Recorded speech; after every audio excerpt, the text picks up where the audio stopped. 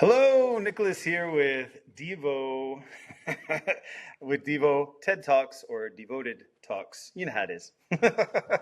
And so today I wanted to talk to you about the fact that yoga is not a verb. Yoga is not something that you're doing. Yoga is something that happens when you stop doing, when you stop being, you stop assessing, you stop thinking, you stop trying, right? The ultimate goal of yoga is a connection with self. Sometimes we talk about yoga being the ultimate goal or with yoga, sometimes we talk about the ultimate goal being samadhi, which is a beautiful state. But there's different levels of samadhi even within that. And so yoga is not a verb. Yoga is something that is happening in varying degrees throughout the day, throughout the week, the month, the year, and in your lifetime. And so what does that mean for you? You're good. Like, everything is a practice. I am practicing medicine. I am practicing fitness. I am practicing yoga. I am practicing life.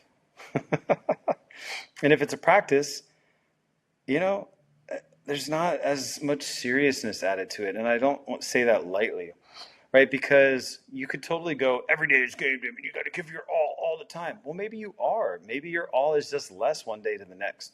It's really about how much hot, cool, or dry energy that you bring to these things called life. And I said those very specifically because I'm thinking about it from a perspective of Ayurveda, where there is kapha, pitta, and vata. Vata is very dry, very isolating. Pitta is very hot and striving. And kapha is very cool, calm, and collected. And so you can achieve things without having it to look a certain way or a specific way, right? The people who like to jam out and produce hard, maybe that's what they're meant to do in that moment. But what about people who can take their time and get to it later, but ultimately it has a stronger viability and or lifespan? Like, for instance, I'm thinking about elephants. The gestational period of an elephant is long, but they live a long time. They're investing more nurture and nourishment into one individual so that it can have a long and sustained and prosperous life, right? It really is dependent on your constitution as to how you should approach things. I have spent a lot of my life trying to be more pitta than I am, and it works for a while because I have lots of resources as a kapha to pull from. But ultimately, it leads to burnout because I'm not meant to run at high octane all the time. Neither are pitta people, but they come by it more naturally than I do. And so knowing your constitution offers you an opportunity to really live into who you are as a person, as a human being, and within a community or construct from which you operate, whether it is a business like I own and a brand, or as an employee within a business or a brand, or as a mother, brother, son, daughter, dad, whatever, in a family unit, aunt, uncle, whatever. How do you function within that?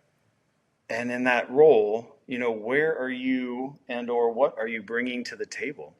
And living into what you naturally are is going to be better in the long run for those around you and for yourself. Now, that doesn't mean that we won't be called upon in certain situations to be more. It's more the chronic that I'm talking about, right? Our doshas actually are psychosomatic reactions to changing circumstances around us so that we can keep a homeostasis.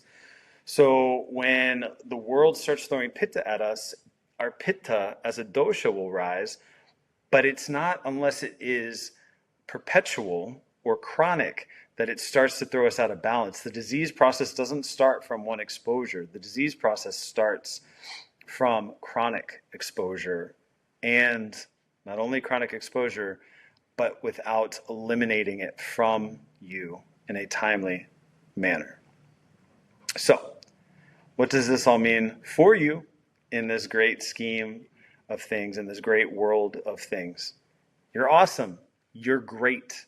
There isn't anything that you need to be doing more of than taking care of yourself. Because until you take care of yourself, you're not going to be able to be of service. You're not going to be able to do things for long periods of time because it's going to deplete your resources, whether it's goodwill, whether it's your energy, whether it is your well-being.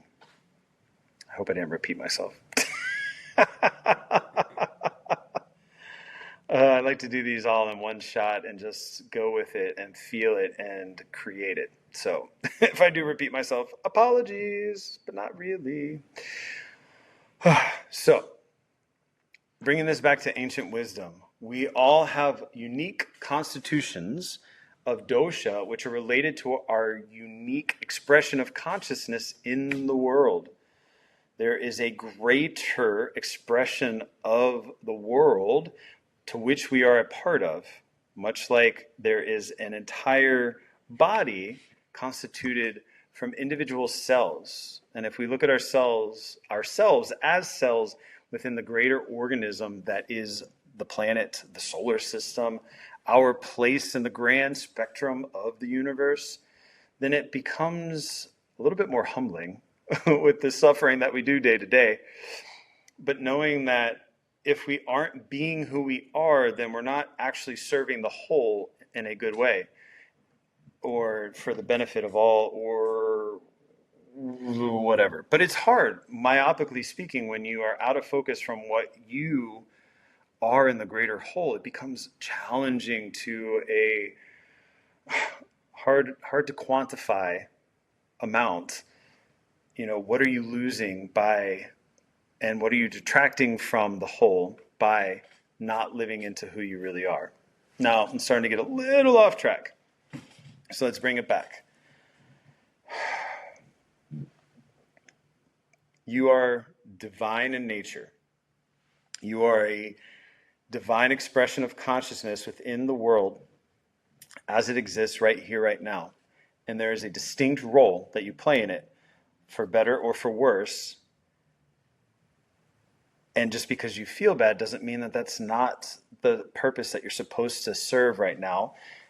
Because maybe you are helping the whole by veering off track and then coming back in because you learned so much from that experience that you serve the whole 10 times as much after that learning experience, right? The only problem is when we veer off and we kind of wall ourselves off from the whole, and that's kind of like cancer, right? It's this outcropping of cells that tries to steal resources and take care of itself and only thinks about itself, independent of the whole of the body, independent of the organism.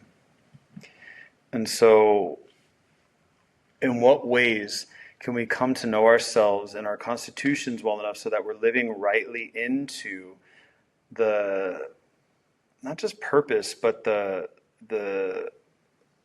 service that we can provide or are meant to provide to the whole? And that doesn't mean you have to, go and do and be this thing and you have no free choice or free will. It means that there is a nature to you that you may be living more or less into that is impacting your well-being or the greater whole, depending on where you are on that spectrum. And I'm waving my hands back and forth as I do that because you're only going to be audio.